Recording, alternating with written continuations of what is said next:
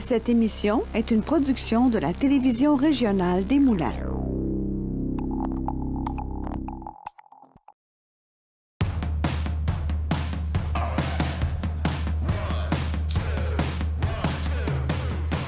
Ce soir à l'émission, Fuseau est de passage dans nos studios. L'art numérique se déploie avec ondulation et Fabrice Jovanov-Sena joue dans le film Le Dernier Repas. Bonsoir et bienvenue à cette première émission de la toute nouvelle saison de Lézard. Et comme il faut le voir, on a un nouveau décor. L'auteur, compositeur, interprète Guillaume Fuseau a su conquérir le cœur de bien des Québécois avec ses chansons profondes et ses mélodies qui nous transportent sur les plages de la Californie. Il est avec nous ce soir. Il va nous parler de son 3e album qu'il a sorti en avril dernier. Ça s'appelle Lila. On le reçoit pour mieux connaître cet artiste très polyvalent. Salut Fuseau. Salut. Très contente de pouvoir te rencontrer parce que je t'avais déjà eu, je te disais, en entrevue téléphonique au début de ta carrière. Puis là, j'ai l'impression que tu as vraiment... T'as évolué, mais t'as encore ce style-là qui est un peu, je vais dire, tu sais, van life ou beach life, que je trouve bien, bien le fun parce que les sonorités, les rythmes que tu prends nous amènent toujours un peu comme une vibe d'été. Mais on le disait, là, je le disais d'entrée de jeu, tu as des textes qui sont quand même très profonds. Ouais. Tu parles de beaucoup de sujets qui accrochent à tout le monde. Comment tu fais pour garder un certain équilibre entre un genre de hop la vie puis quelque chose qui est peut-être un peu plus deep?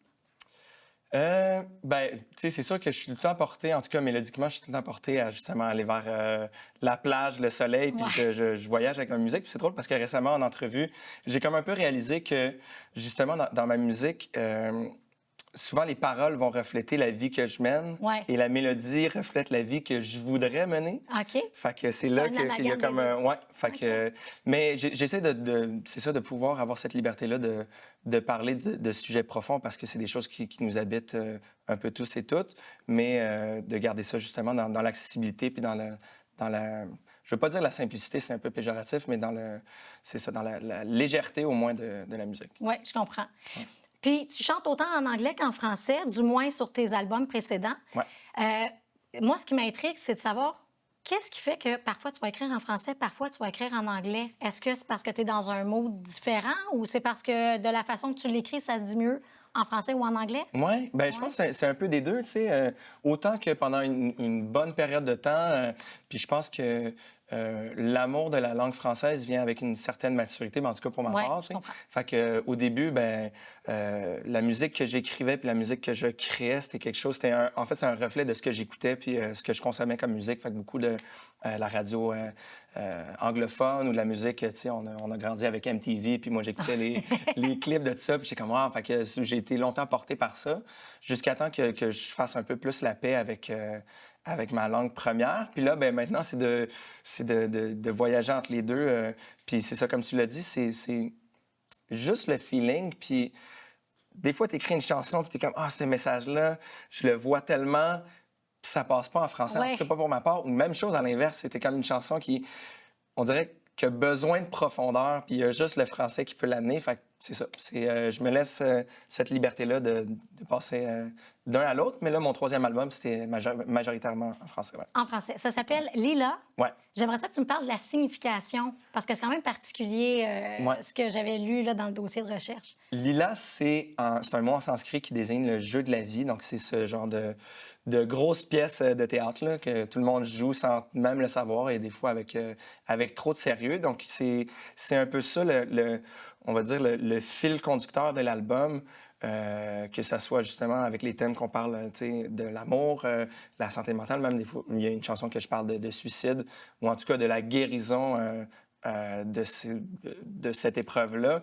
Puis c'est ça. Donc, le fil conducteur, c'est vraiment le jeu de la vie que tout le monde interprète. Il y a beaucoup de collaborations aussi sur l'album. Oui. Entre autres, Raphaël. Oui. Mais il y a aussi Adamo, si je ne me trompe pas. Oui, Adamo est là sur 2 chansons. Et Petit Scoop, ce ne sera pas la dernière collaboration avec Adamo. Là, je sais que c'est mon man crush. Et j'ai beaucoup de fun avec lui, écrire avec lui. Donc, on est en train de préparer une chanson en ce moment. Là, je t'avoue qu'on a tous nos projets on the side. Fait que c'est comme pas la chanson prioritaire, mais on s'amuse. Puis Il y a d'autres choses à venir. C'est quelque chose qu'on promet, ouais. Moi, je le promets, là, je croise les doigts. Des fois, il faut que je le botte un peu dans les fesses pour qu'on se rejoigne en studio, mais c'est quelque chose qu'on va faire certainement. Il y a fait que Gros Big avec J7, donc son duo. Il y en a Dub Silence qui est revenu justement avec la chanson Coffee. J'ai Le Panda. J'ai des chansons avec Caracol. J'ai eu le gros privilège de autant écrire avec Caracol, mais elle a aussi réalisé 3 chansons sur l'album. Okay. Donc, elle y a mis sa touche, sa magie. Je suis vraiment honoré de ça. Qui d'autre? Il y a Joe Delo, qui est un rappeur qui, quand tu regardes les deux profils, c'est comme si ça n'aurait jamais fité. Ouais. Finalement, c'est comme... Ça doit vraiment être particulier. Ouais. Puis c'est sur une chanson qui s'appelle One, qui est une chanson d'unicité, une chanson d'amour et d'espoir. OK. Puis j'adore vraiment ce qu'il a écrit là-dessus. Donc. Mais j'aime ça, les artistes comme toi qui se permettent d'aller complètement ailleurs, puis de pas juste rester tout seul dans sa vanne à écrire ou à essayer de composer, puis de dire « Ah non, moi, je vais essayer des affaires », puis t'amuser à travers tout ça. Je trouve que ça se file dans un album, justement. Merci. Puis, autre chose, on parlait d'MTV. Les vidéoclips en 2024-2025, est-ce que ça a encore sa place? Moi, j'ai ma réponse, là, mais... Oui. Ça dépend à qui tu parles. À l'artiste ou au producteur, là. Ouais, le producteur, il va sûrement dire non, mais l'artiste, tu sais, c'est quelque chose qu'on veut défendre. Puis maintenant, c'est sûr que c'est un peu moins sa place parce qu'on regarde tous les artistes qui se défendent ou qui défendent leur matériel sur les plateformes numériques comme Instagram ou TikTok. C'est comme des vidéos super rapides, puis il faut que tu en fasses plein. Fait que, tu sais, c'est un peu... On dirait que c'est un peu désuet de mettre beaucoup d'argent sur un matériel que tu releases en une fois, tu sais. Mais je pense que continuer à défendre sa musique avec un art connexe comme justement la vidéo ou les supports comme le graphisme ou whatever, moi, c'est quelque chose qui m'attire full. Puis tu vois, Coffee, c'était un clip qu'on a fait vraiment pour le fun avec justement Dub Silence puis Adamo. On s'est tout écrit la gang. On n'a pas de budget pour le clip. Qu'est-ce qu'on fait? Fait que là, on s'est lancé des idées, puis c'est ça, c'est arrivé comme ça. Fait qu'Adamo puis moi, on s'est rejoints avec Raph dans la maison d'un de mes chums, puis là, on a niaisé. En tout cas, il y a bien des scènes qui ont été coupées parce qu'on niaisait un petit peu trop. Hein. J'ai vu que tu étais, à l'Oktoberfest le 8 septembre dernier. Tu vas être du côté de la Valtrie. C'est à l'église Saint-Antoine, si je ne me trompe pas, le 27 septembre prochain. Mais tu t'en vas aussi du côté de l'Australie, que tu me disais? Oui, bien ça après, mais là, c'est sûr que l'automne là, de show, on en a pas mal, puis je suis vraiment chanceux, full d'abondance à ce niveau-là. Mais oui, c'est un projet que je chérissais depuis longtemps, l'Australie. C'est sûr que c'est comme un gros investissement, autant de temps que d'argent, aller là. Ouais. Mais j'ai connecté l'année dernière au Festival Cigale avec l'artiste Hein Cooper, qui c'est un artiste que je capote dessus depuis longtemps. Puis on s'est écrit comme ça après le festival parce que j'avais pris une story de lui sur la scène avec Ziggy Alberts. Puis là, on a commencé à parler, puis il m'a dit hey, on devrait écrire une chanson ensemble. Puis j'étais comme donne-moi ton numéro de téléphone, je vais pas laisser ça passer. Fait qu'on s'est appelé, on a fait du back and forth entre l'Australie puis le Québec. Puis là, on a écrit une chanson ensemble. Donc là, la chanson est prête. On est en train de terminer le mix. D'après moi, ça devrait sortir vers novembre. Fait que ce serait comme le parfait timing pour me jeter dans la gueule du loup puis aller en Australie. Puis là, c'est vraiment, comme je disais tantôt, en pleine humilité, en pleine modestie. Là, je veux dire, j'ai pas personne vraiment j'ai pas de tournée, en tout cas, annoncée, whatever. Je m'en vais là. T'as pas d'attente? Non, j'ai pas d'attente. Puis je pense que c'est la meilleure chose. Oui. D'arriver là juste avec une guitare puis je vais faire ma place comme je veux. Puis si ça me tente de jouer dans un restaurant, je vais jouer dans un resto. Si jamais il y a une salle de spectacle, on verra. Why not? Sinon, je veux juste inviter les gens à aller voir justement tes réseaux sociaux où on peut retrouver aussi tes dates de spectacle puis te suivre pour la tournée. Instagram, c'est vraiment mon meilleur, mais bon, Facebook qui est là. TikTok, ça fait un peu pitié, gang. Allez pas sur mon TikTok, restez sur mon Instagram. J'essaye, là, mais je pense trop vite. Je comprends ça. Puis sinon, tu restes avec nous? Absolument. Les gens à la maison, vous partez en pause pour quelques petites minutes, là, mais restez là parce qu'au retour, tu nous fais ta chanson Coffee. Oui, puis là, je fais tous les rappers dans Coffee, donc il n'y a pas beaucoup d'air qui se prend, mais c'est ça. On était 5 à la base, il reste juste moi. Je vais faire ce que je peux. Merci, Fuseau. Avec plaisir. Rendez-vous sur le site de tvrm.ca. Consultez votre programmation, vos émissions et l'actualité dans l'anneau d'hier. Si vous désirez revoir ou si vous avez manqué un épisode, n'ayez crainte, toutes vos émissions se retrouvent sur votre site Internet. Devenez membre de TVRM, c'est contribuer au développement de sa mission et de sa communauté. Ne manquez pas votre bulletin en direct le mardi et le jeudi midi pour être informé de tout ce qui se passe dans votre région et plein d'autres émissions sur votre communauté. La télévision régionale des Moulins, pour voir et être vu.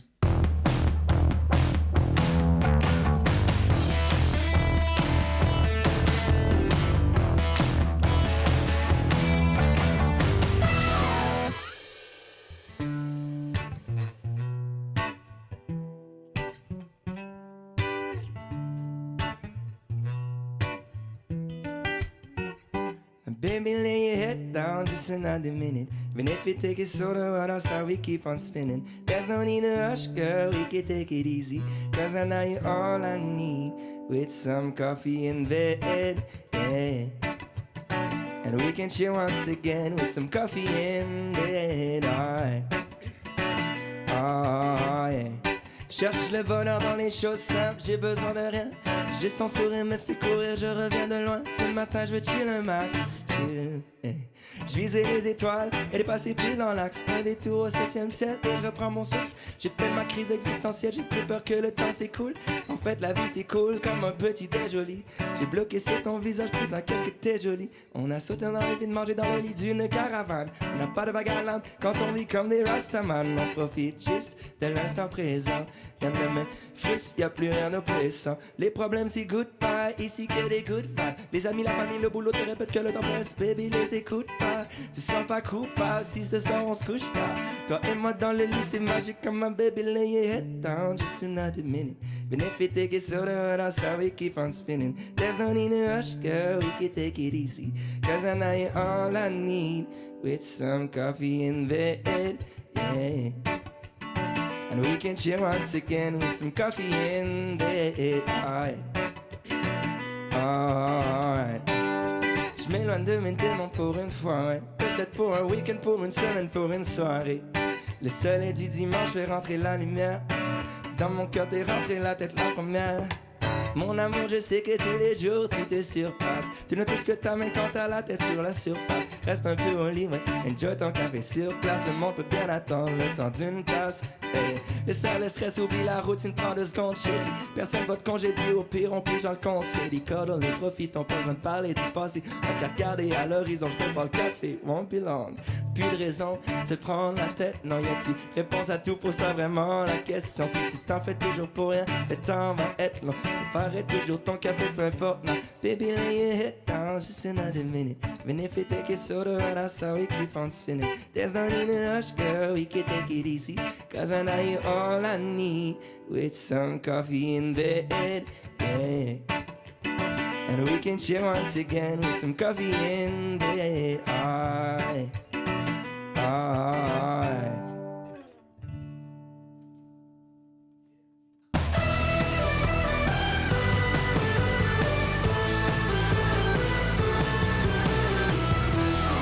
Aujourd'hui, je me trouve au Créalab de Repentigny pour rencontrer le comédien Fabrice Ivanov-Sénat, puisqu'il joue un des rôles principaux dans le nouveau film Le Dernier Repas. Nous avons Monsieur d'Orsainville sur la ligne. Pas comprendre pour qui ça? Lorsqu'il est question de parler de Jean-Claude Duvalier, les gens ne disent que du mal. Fabrice, on t'avait demandé un lieu significatif pour nous rencontrer aujourd'hui et tu as choisi le Créalab. Pourquoi cet endroit est important pour toi? En fait, le Créalab est arrivé assez tard dans mon parcours de vie, parce qu'à l'époque que j'étais vraiment à Repentigny, il y avait pas, ça n'existait pas. Fait que quand j'étais ado, je l'avais pas, puis c'est vraiment dans la vingtaine que je suis retourné ici, et là, j'ai vu qu'il y avait cet espace-là, qu'il y avait des multiples d'options artistiques pour les jeunes. Puis j'ai commencé à travailler aussi de pair avec les gens au Créalab, à donner des ateliers de théâtre, des ateliers de jeux caméra.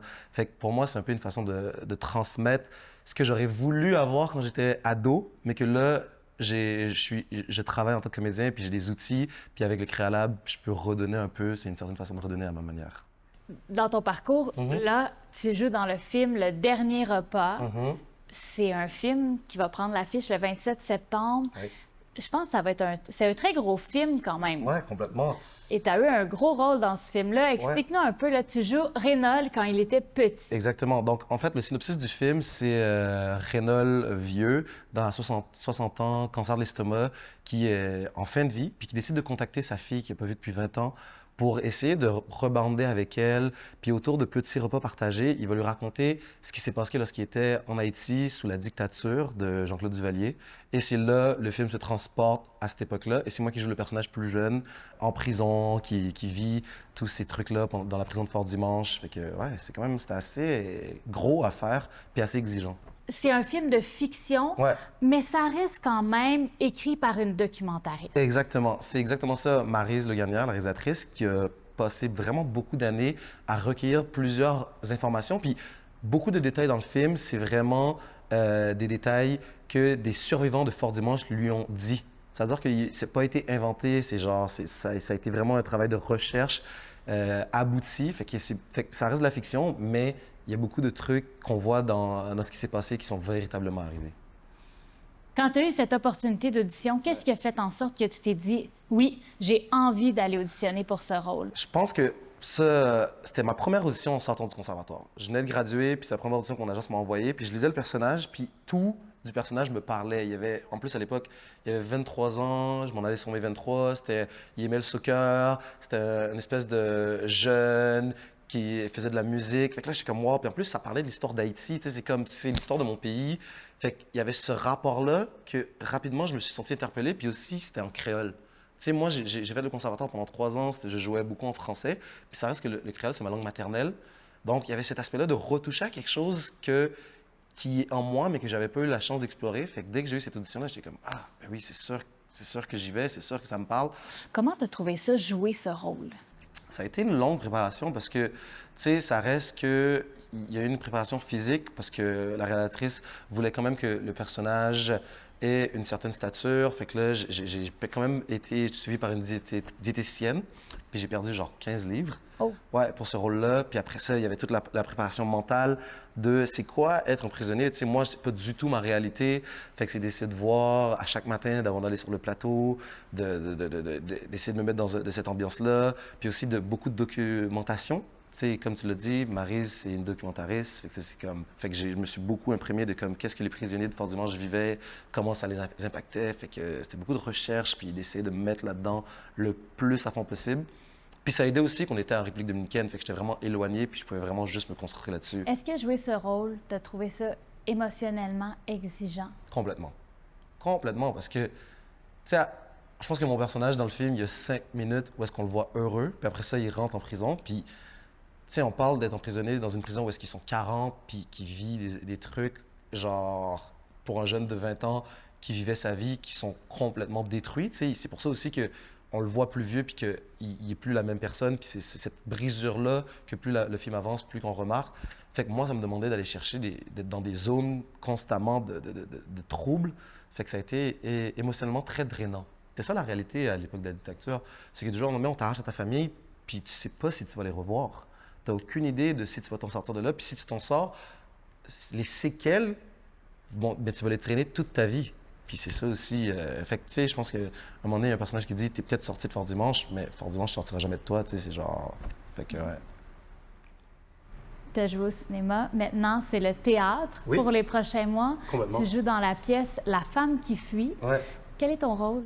Mon rôle, c'est Gary. Mais ça, c'est La femme qui fuit, c'est l'adaptation du roman d'Anaïs Barbeau-Lavalette. Puis, en gros, c'est un gros cœur. Tu sais, c'est genre, il y a une narratrice principale, mais sinon, tout le reste, on a un cœur, puis après, on s'extrait du cœur pour interpréter des personnages.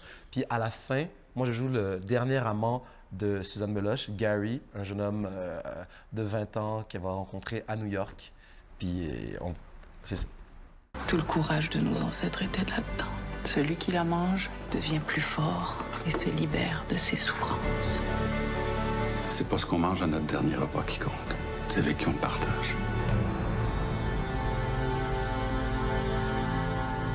Restez à l'affût puisque le film Le Dernier Repas sortira en salle le 27 septembre.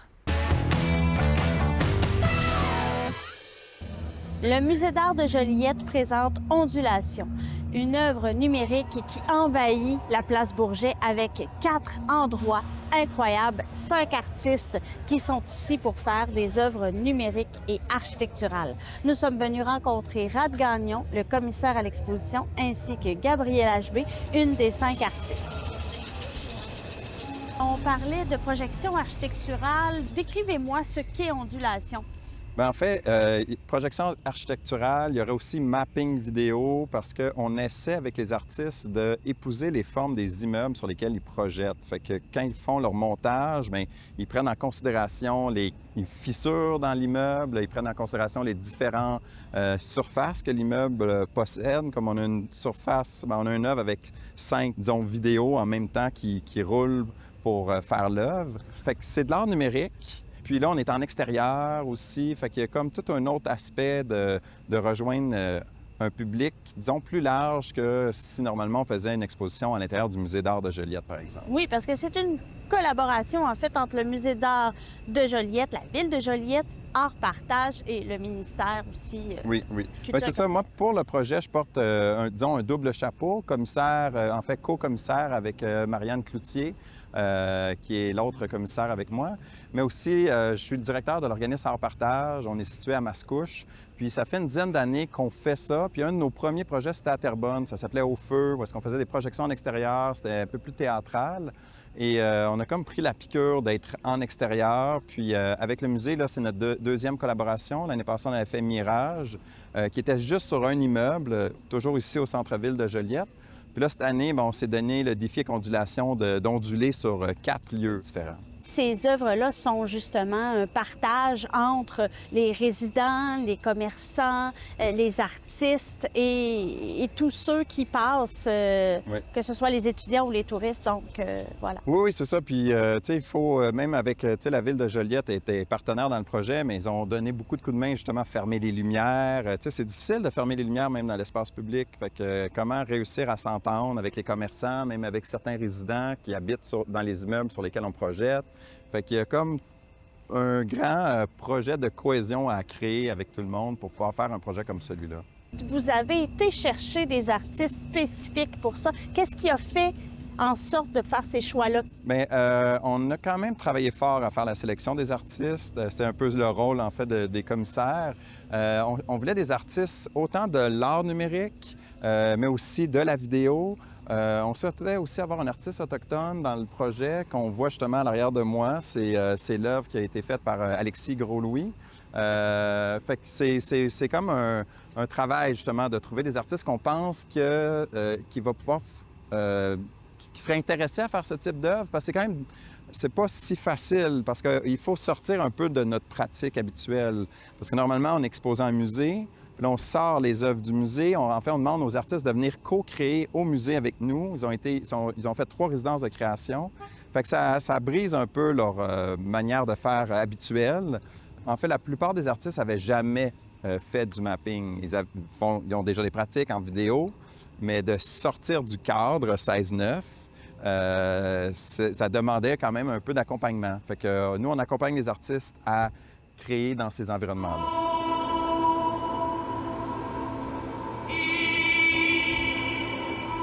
Alors, Gabrielle, une des 5 artistes de Ondulation, quelle a été la démarche initiale pour faire l'œuvre qu'on voit derrière nous?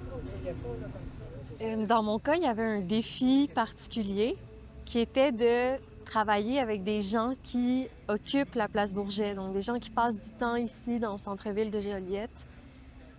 Donc, je suis simplement allée me promener sur la place au courant de 2 journées pendant l'été. J'ai demandé à des personnes si elles acceptaient de m'aider à réaliser cette installation-là audiovisuelle. Puis dans le fond, ce que j'avais préparé pour ces personnes-là, c'était 2 ateliers.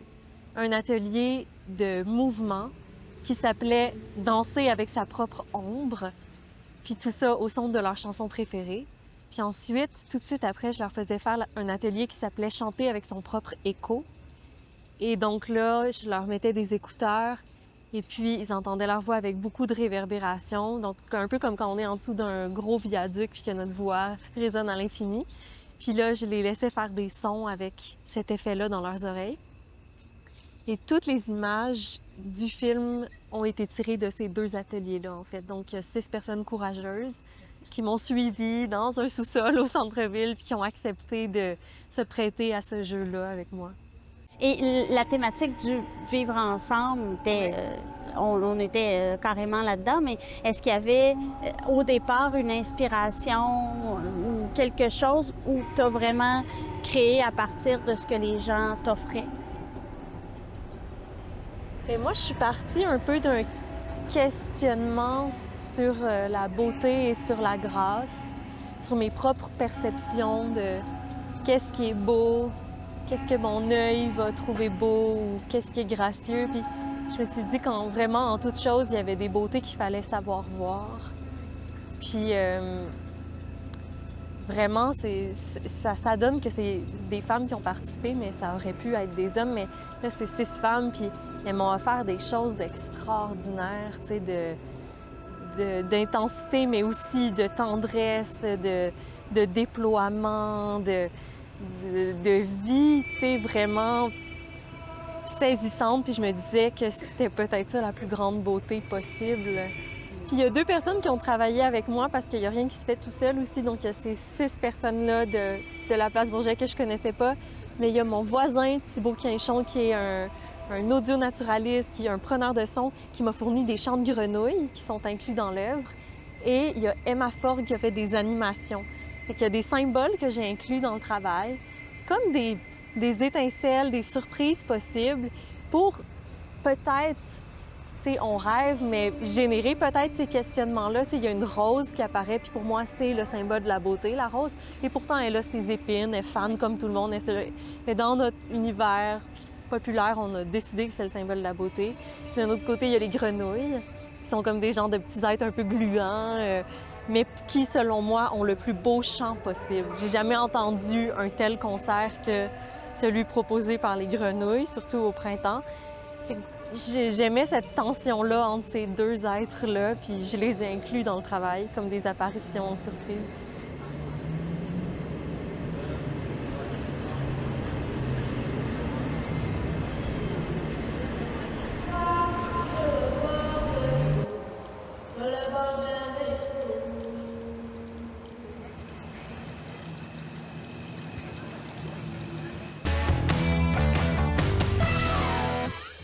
Voilà qui conclut l'épisode d'aujourd'hui de Lézard-Lanaudière. Vous pouvez voir toute notre programmation sur tvrm.ca ou encore sur YouTube à tvrm.tv. N'oubliez pas de vous inscrire à notre infolettre pour ne rien manquer de nos actualités. Et on se retrouve la semaine prochaine pour une autre belle saison de Lézard-Lanaudière. Excellente semaine à tous.